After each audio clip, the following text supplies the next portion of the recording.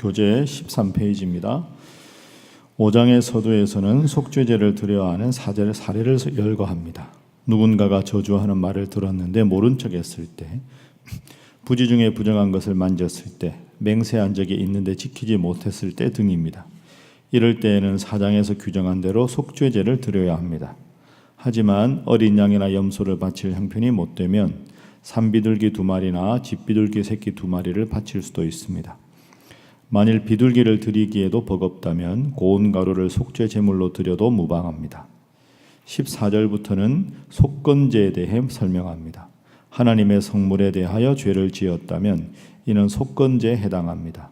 성물에 대한 죄이기 때문에 제사장에게 보상을 해야 하며 흠없는 수량을 구별하여 드려야 죄사함을 받을 수 있습니다. 오늘도 어제 이어서 속죄제 그리고 마지막 제사인 속건제에 대해서 말씀을 하나님께서 주시고 있습니다.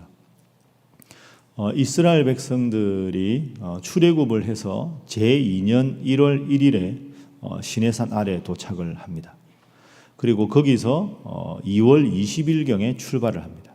그러니까 사실 이 레위기는 시내산 아래에서 회막을 다 완성하고 그 회막에서 하나님께서 모세를 불러서 이스라엘 백성들에게 이렇게 제사를 드리고 이렇게 정결법을 지켜라 하고 그 출애굽 초기 이제 2년 1월 1일부터 2월 20일까지 50일 사이에 시내산에서 하나님께 받은 규례입니다. 번제, 소제, 화목제, 속죄제, 속건제 이 5가지 중에 오늘은 마지막 2개를 나누어 보았습니다. 이 제사를 우리가 생각할 때마다 묵상할 때마다 기억해야 될 교훈 첫 번째는 하나님 사랑은 곧 나의 행복이다 하는 걸 꼭 기억하셔야 합니다. 하나님께 제사를 드리고 하나님께 예물을 드리고 하는 것이 곧 다른 것 때문이 아니라 나의 행복을 위한 것이다 하는 겁니다. 여러분 이건 우리가 그냥 스쳐 지나가기 쉬운데 아주 중요합니다.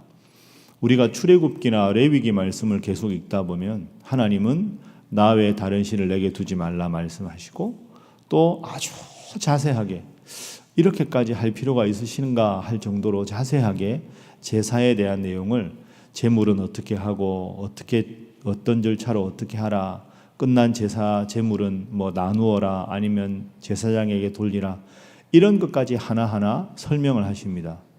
왜 그럴까? 우리가 자꾸 읽다 보면 우리도 모르게 착각하는 게 하나님이 출애굽도 시켜주시고 만나와 메추라기도 주시고 먹을 것 입을 것 광야 40년 동안 다 책임져 주셨으니까 내가 이만큼 했으니 너희도 나를 섬겨라. 그게 맞지 않냐? 절대로 그렇지 않습니다. 하나님은 우리 인간들 사이의 거래처럼 give and take죠. 내가 이만큼 해줬으니 너희도 나한테 이만큼 바쳐라. 절대로 그렇지 않습니다. 하나님이 재물이 왜 필요하겠습니까? 하나님이 가축이 필요하신 분이 아니고 곡식이 필요한 분이 아닙니다. 왜 그렇게까지 자세하게 하셨을까? 우리가 행복할 수 있도록 하나님은 이렇게 하시는 겁니다. 우리가 하나님의 출애굽 과정, 이스라엘 백성 과정과 제일 비견될 수 있는 신에 해당되는 인물이 바로지요. 출애굽기 할 때 제가 말씀드린 대로 바로는 자기를 신의 대리자로 여겼습니다. 신의 대리자인 자기가 명령하면 누구나 죽일 수 있고 신의 대리자인 자기가 명령했기 때문에 1년 365일 430년 동안 단 하루도 휴식이 없이 노동에만 집중해야 했습니다. 신의 이름으로 인간의 죽음과 인간의 불행을 강요하는 것이 바로였고 그 당시 이방신이었습니다. 그러니까 하나님께서 이렇게까지 하시는 이유는 너희들 아무것도 생각하지 말고 인간의 행복을 줄 수 있는 신은 상천하지에 나밖에 없으니 나만 바라보고 사는 게 너희의 행복이다. 너희의 행복을 위해서 너희가 앞으로도 행복하기 위해서는 나만 바라봐라. 나만 행복을 줄 수 있는데 왜 불행을 조장하는 다른 신에게 눈을 돌리느냐. 이게 하나님의 근본적인 의도입니다. 그래서 우리가 이런 제사 이야기를 읽을 때도 우리에게 참 행복을 주시는 하나님, 그 백성으로 살아가는 것이 가장 소중한 것이기에 하나님은 이렇게까지 자세하게 일러주셔서 우리로 하여금 하나님 중심으로 하나님만이 주실 수 있는 기쁨과 행복을 누리게 하신다. 이 점을 꼭 기억하셔서 give and take가 아니라 우리의 행복이 하나님의 관심이다. 이걸 꼭 기억하셔서 평생 하나님 잘 섬기고 하나님 주시는 기쁨과 복을 누리시는 여러분 모두가 되시기를 주님 이름으로 축복합니다. 자, 두 번째는 재물을 바치는 것도 나의 행복을 위한 것이다 하는 것이 본문의 교훈입니다. 오늘 본문 말씀은 특별히 보면 속죄제를 드릴 때 경제적인 형편에 따라서 재물을 어떻게 바치라 이렇게 말씀을 하셨습니다. 자, 예를 한번 들어봅니다. 7절 말씀에 보면, 자, 7절 말씀에 함께 읽어보죠. 시작. 만일 그의 힘이 어린 양을 바치는데 미치지 못하면 그가 지은 죄를 속죄하기 위하여 산비둘기 2마리나 집비둘기 새끼 2마리를 여호와께로 가져가되 하나는 속죄 제물을 삼고 하나는 번제물을 삼아. 아멘. 자, 하나님 앞에 속죄를 할 때 7절 앞부분에 보면 양을 바쳐야 하는데 양 바칠 정도의 경제적인 부담이 있다. 야, 우리 형편에 양은 너무 어렵다. 양을 못 바치는데 어떡할까? 그럴 때 하나님께서 어떻게 하라고 하십니까? 산비둘기 2마리나 집비둘기 새끼 2마리를 하나님께 바치면 된다. 자, 그런데 만약에 비둘기도 바치기 어려우면 11절 만일 그의 손이 산비둘기 2마리나 집비둘기 2마리에도 미치지 못하면 고운 가루 10분의 1 에바를 예물로 가져다가 속죄 제물로 드리라. 여러분, 양을 못 바치면 비둘기를 드리고 비둘기를 못 바치면 가루로 곡식으로 드리라. 여기서도 하나님이 우리에게 배려하시는 사랑을 느낄 수가 있습니다. 하나님은 무조건 크고 좋은 것이 아니라 최고가 아니라 최선을 다하는 걸 원하시는 분이다. 경제적으로 어려우면 제사는 지내야 되는데 부담스러우면 경제적 형편에 맞추어서 하라. 하나님 이렇게까지 자상하게 일러주시는 거죠. 그러니까 우리가 하나님 앞에 시간을 드리고 헌신하고 하나님 앞에 직분을 받는 것도 하나님 앞에 예물을 드리는 것도 다 우리의 형편을 고려하셔서 너희가 행복하기 위해서는 내 중심으로 살아야 하는데 내가 너희에게 행복을 보장해 줄 텐데 나에게 제사 드리는 것이 부담스러우면 너희의 소득 수준에 따라 경제적 형편에 따라서 드려라. 여러분 생각해 보면 세상에 이런 신이 어디 있습니까? 하나님 참 자상하신 분이죠. 섬세하신 분입니다. 우리는 하나님 하면 상천하지의 유일하신 분, 위대하신 분. 레위기를 읽으면 또 다른 하나님의 모습 아주 자상하고 아주 섬세하고 우리의 형편 하나하나까지 살피시는 하나님의 모습을 볼 수가 있습니다. 여러분 하나님 앞에 받으신 직분을 수행할 때 늘 말씀드리는 대로 특출한 능력이 있어서가 아니라 내가 가진 만큼 적으면 적은 대로 많으면 많은 대로 중요한 건 많은데도 적은 것처럼 영적으로 게을러지는 게 문제지 하나님 우리 마음을 다 아시니 하나님 앞에 늘 기쁜 마음으로 헌신하시기를 주님 이름으로 축복합니다. 그래서 제사에는 반드시 제물이 따릅니다. 제가 이번 주일날 설교할 때 이걸 좀 더 자세하게 말씀드릴 텐데 여러분 하나님 앞에 나오는 게 부담이 되면 안 됩니다. 새벽기도 나오는 게 부담이다? 아닙니다. 새벽기도 나오는 게 특권이라 고백할 수 있기를 바랍니다. 하나님께서 주신 직분을 감당한다. 부담이다, 바쁜데 부담이 아닙니다. 그것도 특권입니다. 하나님이 왜 우리에게 일을 맡기셨을까요? 솔직히 말해서 우리 신일교회 꼭 필요한 사람은 한 명도 없습니다. 여러분 제가 담임 목사인데 제가 이 교회에 제일 필요한 인물일까요? 아닙니다. 그렇게 생각하는 순간 담임 목사 중심의 교회가 되는 겁니다. 교회 주인은 성도가 아니고 목사가 아닙니다. 하나님이지요. 하나님이 신일교회에 필요해서 저를 들어서 청지기로 내가 너를 쓰겠다 하는 그만큼 제가 여기 있는 것이고 여러분이 없으면 교회가 안 돌아간다. 세상에 그런 교만한 말이 없습니다. 죄송한데 여러분 다 없어도 하나님 교회는 잘 됩니다. 여러분이 행복하라고 하나님께서 직분을 주신 줄로 믿습니다. 다른 사람 써도 되지만 내가 하나님 앞에 게으르지 않고 이 직분이라도 감당해야 말씀 중심으로 더 기도하고 하나님 앞에 더 나오기에 힘쓰고 한 번이라도 더 교회에 대해서 애정을 갖고 하나님 이름을 부를 수 있기 때문에 우리의 행복을 위해서 거듭 말씀드리지만 직분을 주신 것이지, 내가 능력이 있어서 나 없으면 안 되기 때문에 이 직분을 주신 것은 아닙니다.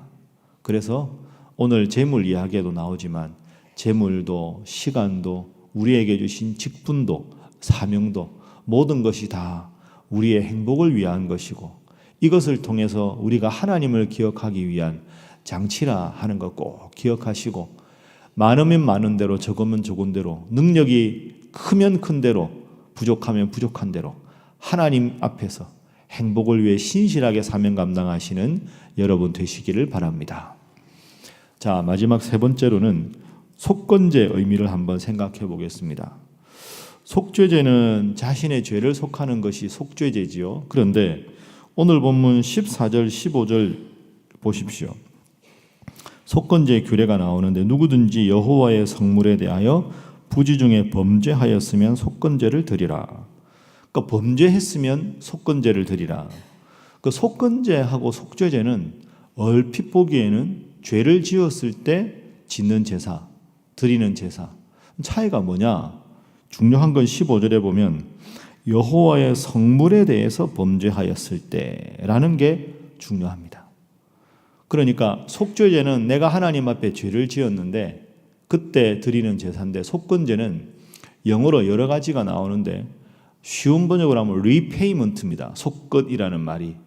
그러니까 예를 들어서 여호와의 성물이라는 게 내가 하나님 앞에 곡식을 수확해서 그걸 하나님 앞에 바쳐야 하는데 마땅히 바쳐야 할 양보다 부족하게 바쳤을 때, 하나님 앞에 11조를 드려야 하는데 내가 그 당시에 마음이 좀 불편하고 힘들어가지고 하나님 앞에 반드시 약속해서 바쳐야 될 것에 부족한 것을 느꼈을 때 하나님 앞에 그걸 보충해서 드리는 것, 그게 속건제의 의미입니다. 그게 여호와의 성물이라는 15절이지요. 그리고 우리가 지금 번제부터 소제, 화목제, 속죄제 보는데 하나님 앞에 제사를 지내는데 흠없는 순양으로 드려야 되는데, 우리 집에 보니까 흠없는 수장에는 너무너무 좋은 거라 하나님한테 맨날 드리는데, 이러고는 몸이 아주 안 좋거나 야윈 양을 이렇게 슬쩍 하나님 앞에 바쳤다.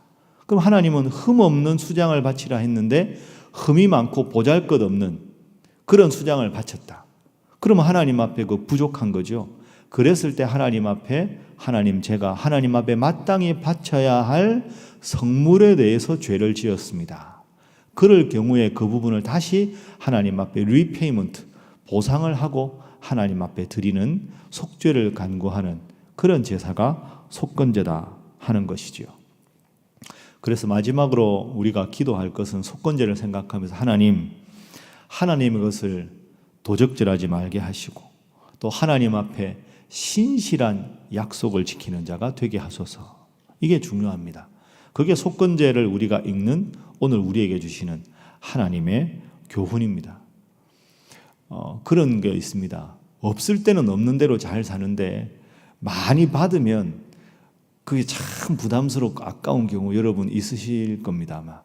아마 차라리 그냥 돈이 없을 때는 그냥 딱딱 11조 하는데 갑자기 땅이 팔렸거나 해서 갑자기 큰 돈이 생겼다 이러면 큰 돈이 생겨서 좋다 하는 생각보다 이거 11조 너무 많은데 그걸 가만히 생각해 보면 하나님이 10분의 9를 더 많이 주셨는데 감사합니다가 아니라 11조 너무 많은데 이거 어떻게 하면 좀 줄일까, 이렇게 해서 이제 내가 시험 들었다.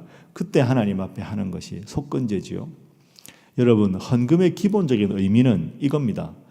내 모든 것이 하나님께로부터 왔으니 그 하나님의 것을 구별해서 최소한 10분의 1을 하나님 앞에 드린다. 제가 주일날은 이렇게 말씀드리기 어려운데 여러분 한번 부담 가지시지 마시고 생각해 보십시오. 11조는 헌금의 최대한이 아닙니다. 헌금의 최소한이 11조입니다. 논리적으로 생각하면 우리의 생명도, 우리가 하나님 믿는 것도, 우리의 소득도 다 하나님 우리에게 힘을 주시고 건강을 주셔서 된 것 아닙니까? 사실 내가 너에게 모든 생명까지 허락했으니 다 나에게 바쳐라. 이게 맞는 거죠. 그런데 하나님은 그럴 필요 없다. 알아서 다 써라. 그런데 알아서 다 쓰면 복의 근원이 나인 것을 너희가 잊어버리고 살아갈 것이니 최소한 10분의 1 정도는 나에게 바칠 수 있도록 나를 기억하라. 그래서 하나님이 11조를 우리에게 말씀하신 것이죠. 그런데 우리는 자꾸 헌금을 하다 보면 11조나 감사헌금이 우리가 할 최대치라. 여러분 그렇게 생각하시면 평생 그렇게 하셔도 됩니다. 그러나 예물을 드릴 때마다 하나님은 자원하는 자를 사랑하시고 기뻐하는 자를 사랑하시고, 그래서 단지 하나님 앞에 헌금하는 것뿐 아니라 하나님 앞에 직분을 맡아 봉사하는 것, 수고하는 것, 예물 드리는 것, 하나님 앞에 나와 예배하는 것, 기도하는 것, 이게 부담이 아니라 특권이라 생각하시고 하나님만이 행복을 주실 수 있는 분이니 그 행복의 근원 되신 하나님 앞에 나와서 기도하고 예배하고 헌신하는 일을 기뻐하며 평생 특권으로 삼을 수 있는 여러분 모두가 되시기를 주님 이름으로 축복합니다. 자, 함께 기도하겠습니다. 하나님 앞에 드리는 일을 기뻐하게 하시고 하나님만이 나의 행복의 유일한 보장자임을 늘 고백하게 하시며 하나님의 것을 도적질하지 않게 하시고 신실한 믿음 생활하게 하여 주시옵소서. 하나님 앞에 간절히 기도하시고 여러분 각자와 여러분 가정의 구원을 위해서, 이 나라 이 민족을 위해서, 오늘 하루 우리 교회 성도들과 우리 모든 행사를 위해서 다 함께 주님 앞에 기도하겠습니다. 주여 믿습니다. 주여 믿습니다. 주여 믿습니다.